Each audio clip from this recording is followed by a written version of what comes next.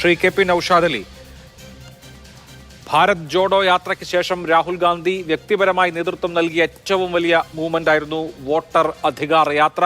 അത് 1300 കിലോമീറ്റർ പിന്നിട്ടു. സസാറ മുതൽ പാട്നയിലെത്തി അവസാനിക്കുമ്പോൾ ബീഹാർ കോൺഗ്രസിന്റെ കയ്യിൽ നിന്ന് വഴുതിപ്പോവാൻ തുടങ്ങിയ ഹിന്ദി ഹൃദയഭൂമിയിലെ ആദ്യത്തെ സ്റ്റേറ്റ് ബീഹാർ ആയിരുന്നു. ഒരു തിരിച്ചുവരവിനുള്ള പശ്ചാത്തലം സൃഷ്ടിച്ചിട്ടുണ്ട്, ഒരു തിരിച്ചുവരവിനുള്ള അരങ്ങൊരുക്കിയിട്ടുണ്ട് രാഹുൽ ഗാന്ധി എന്ന് കോൺഗ്രസ് പ്രവർത്തകർ എന്നുള്ള നിലയിൽ താങ്കൾ വിശ്വസിക്കുന്നുണ്ടോ, അതോ ഇതൊരു വെറും ഷോഡൌൺ ആയി ഒതുങ്ങുമോ?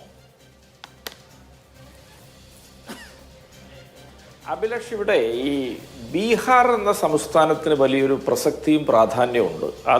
അതുകൊണ്ടാണ് ബീഹാറിനെ തന്നെ മുൻനിർത്തി സ്വാഭാവികമായിട്ട് അവിടെ നിയമസഭാ തെരഞ്ഞെടുപ്പ് വരുന്നുണ്ട്. ഈ വലിയൊരു ജനാധിപത്യ യുദ്ധത്തിന് ബീഹാറിനെ തിരഞ്ഞെടുത്ത് യുദ്ധം നടത്താൻ രാഹുൽ ഗാന്ധിയും ഇന്ത്യ മുന്നണിയൊക്കെ തീരുമാനിക്കാൻ കാരണം ഈ ബീഹാർ, ഞാൻ ഈ ചമ്പാരനിലെ നീലം സത്യാഗ്രഹവും ഗാന്ധിജിയുടെ ചരിത്രമൊക്കെ ഉണ്ട്. അതിനുപരിയായിട്ട് ഈ ബീഹാറിന് ഇന്ത്യയിലെ മറ്റു സംസ്ഥാനങ്ങളെക്കാൾ വ്യത്യസ്തമായിട്ടൊരു ഭാഷാ സാംസ്കാരിക സർഗാത്മക വൈവിധ്യമുണ്ട്. അത് മറ്റേത് സംസ്ഥാനത്തെക്കാളും ഉണ്ട്. അതിന് ഞാനൊരു ഉദാഹരണം പറയുന്നത്, ഇതിൻ്റെ വ്യത്യസ്ത മേഖലകളാണ്. ആ എല്ലാ മേഖലകളെയും സ്പർശിച്ചാണ് രാഹുൽ ഗാന്ധിയുടെ യാത്ര കടന്നുപോയത്. 16 ദിവസമുണ്ട്, 110 അസംബ്ലി സീറ്റിലും 126 ജില്ലകളിലെ അത് കടന്നു പോയിട്ടുള്ളൂ എങ്കിലും അത് എല്ലാ മേഖലകളെയും സമ്പൂർണ്ണമായിട്ട് സ്പർശിച്ചു. അത് സാങ്കേതികം മാത്രമാണ്, നിശ്ചിത എണ്ണം ജില്ല നിയമസഭ എന്നൊക്കെ പറയുന്നത്. ഞാൻ ആ മേഖല എന്ന് പറയുന്നത് അത് മിഥിലാഞ്ചൽ അതിലെ പ്രധാന മേഖലയാണ്. 3 കോടി മനുഷ്യർ മൈഥിലി ഭാഷ സംസാരിക്കുന്ന സ്ഥലം, സീതാമർഹി, പൂർണിയ, ഇങ്ങനെയൊക്കെയുള്ള ദർഭംഗി, അവിടെയൊക്കെ ഈ ജാഥ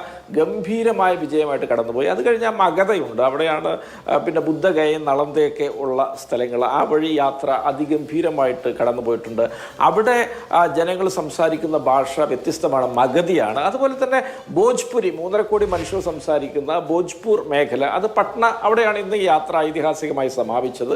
അതുപോലെ തന്നെ ചമ്പാരൻ മേഖലയുണ്ട്, നീലം നേരത്തെ പറഞ്ഞ ചരിത്ര പശ്ചാത്തലമുള്ള, അവിടെ ബാജിക്ക ഭാഷ 2 കോടി മനുഷ്യർ സംസാരിക്കുന്നുണ്ട്. അതുപോലെ തന്നെ തെക്കൻ ബീഹാറുണ്ട്, ആ തെക്കൻ ബീഹാറിൽ അംഗിക എന്ന ഭാഷയാണ് സംസാരിക്കുന്നത്, അത് 1.5 കോടി മനുഷ്യർ സംസാരിക്കുന്നുണ്ട്. ഇങ്ങനെ ഇത്തരത്തിൽ വ്യത്യസ്തങ്ങളായ സാംസ്കാരിക വൈവിധ്യമുള്ള ബീഹാറിൻ്റെ വിരിമാറിലൂടെയാണ് രാഹുൽ ഗാന്ധിയുടെ യാത്ര കടന്നുപോയത്. എല്ലാ ഇടങ്ങളെയും സ്പർശിച്ച് ഭോജ്പൂരിൻ്റെ തലസ്ഥാനമായ പട്നയിൽ, ബീഹാറിൻ്റെ തലസ്ഥാന നഗരിൽ അത് സമാപിച്ചിരിക്കുകയാണ്.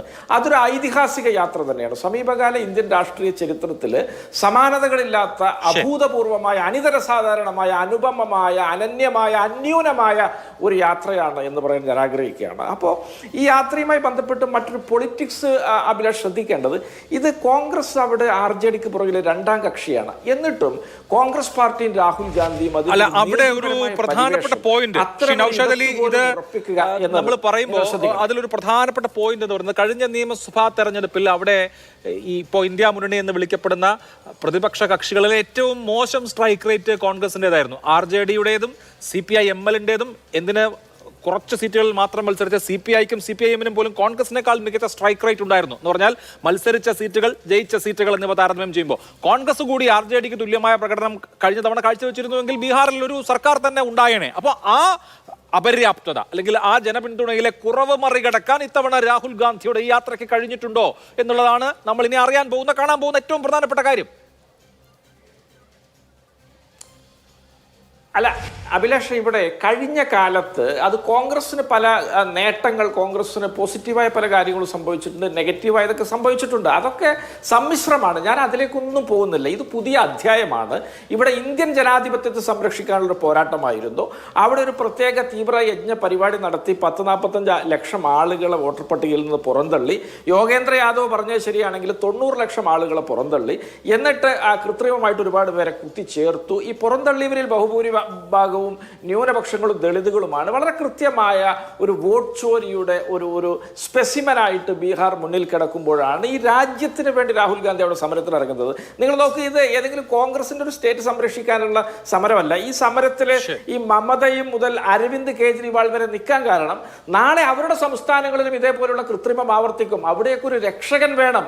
ഇവിടെ ഒരു രക്ഷകനായിട്ട് രാഹുൽ ഗാന്ധി വരുമ്പോൾ അദ്ദേഹത്തോട് ചേർന്ന് നിൽക്കുകയാണ് നിലനിൽപ്പിന്റെ രാഷ്ട്രീയം എന്നുകൂടി തോന്നി തോന്നിയിട്ടാകണം ഈ പറഞ്ഞ എല്ലാ മുഖ്യമന്ത്രിമാരും അദ്ദേഹത്തെ പൊതിഞ്ഞു നിന്നത്. ജാർഖണ്ഡ് മുഖ്യമന്ത്രിയുണ്ട്, തമിഴ്നാട് മുഖ്യമന്ത്രിയുണ്ട്, ബംഗാൾ മുഖ്യമന്ത്രിയുണ്ട്, അതുപോലെ തന്നെ കേജ്രിവാൾ ഉണ്ട്, പഞ്ചാബ് മുഖ്യമന്ത്രിയുണ്ട്, ജാർഖണ്ഡ് എല്ലാ മുഖ്യമന്ത്രിമാരും ഇന്ത്യ മുന്നണിയുടേത് അവിടെ കേന്ദ്രീകരിച്ചത്. തീർച്ചയായിട്ടും അതുപോലെ ശിവസേന പോലുള്ള പാർട്ടികൾ, NCP, ഇതൊക്കെ അവിടെ കേന്ദ്രീകരിച്ചത്. ഇതൊക്കെ തങ്ങളെയും കൂടി ബാധിക്കുന്ന ഒരു പ്രശ്നമാണ് എന്ന് അവർക്കറിയാം.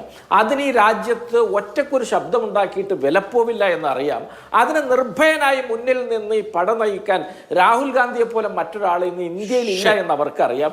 അതുകൊണ്ടാണ് ഇത് തങ്ങളുടേതു കൂടിയായ ഒരു സമരമാണ്, തങ്ങളുടെ നിലനിൽപ്പിന്റെ കൂടെ സമരമാണ് എന്നവരുടെ ബോധ്യത്തിൽ നിന്നാണ് അവരൊക്കെ അതിനോട് ചേർന്ന് നിൽക്കുന്നത്. അതുവഴി രാഹുൽ ഗാന്ധിയുടെ നേതൃപരിവേഷം, കോൺഗ്രസ് എന്ന പാർട്ടി ഇന്ത്യ മുന്നണിക്ക് നേതൃത്വം നൽകുന്നതിന്റെ പ്രസക്തിയും പ്രാധാന്യവും കൂടി ഇവിടെ അടിവരയിടുകയാണ്. കോൺഗ്രസ് ഇവരെയൊക്കെ ചേർത്ത് പിടിച്ച് മുന്നോട്ട് പോകുന്ന ഒരു മുന്നണി സംസ്കാരം ഈ രാജ്യത്ത് രൂപപ്പെടാൻ പോവുകയാണ്.